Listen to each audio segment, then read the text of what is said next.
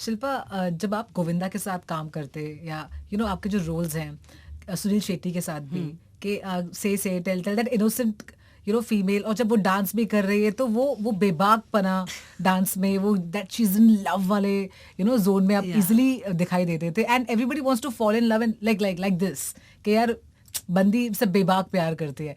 तो ये जो आप किरदार निभाते थे जो बहुत पॉपुलर है, तो कोई उसके लिए कोई ऐसे इंस्पिरेशन था, या कोई केमिस्ट्री बहुत अच्छी जम जाती थी, व्हाट वाज दैट थिंग जो आपको जो बहुत हटके था उस टाइप का रोल्स करना? सो आई थिंक बेसिकली उस टाइम पे हम लोगों ने ज्यादा कभी सोचा ही नहीं। ओके। वर्कशॉप्स कभी थे नहीं, हम लोग जैसा था वैसे ही थे, और एक विजुअलाइजेशन होती थी from the choreographers point of view या डायरेक्टर का पॉइंट ऑफ व्यू, और उसमें हम लोग फिट होते थे और फिर हम लोग कैरी फॉरवर्ड करते थे।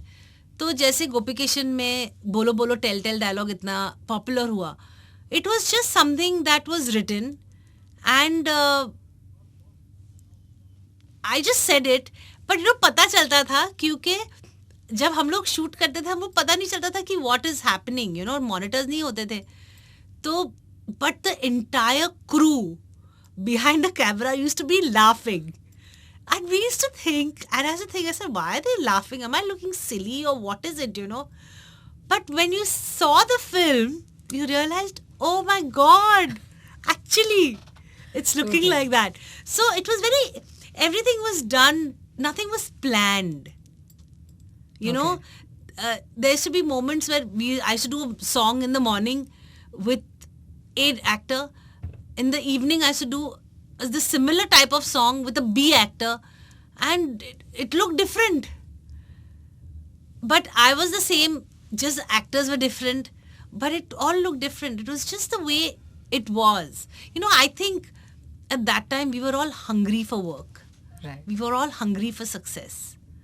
Tabina, we had two trade guide और film companion. ये दो ट्रेड मैगजीन्स हुआ करते थे।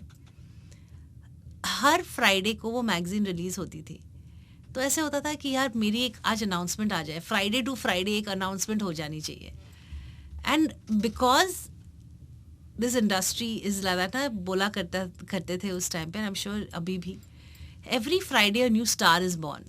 तो you never know one Friday what happens और किसकी तकदीर कब चेंज हो जाए।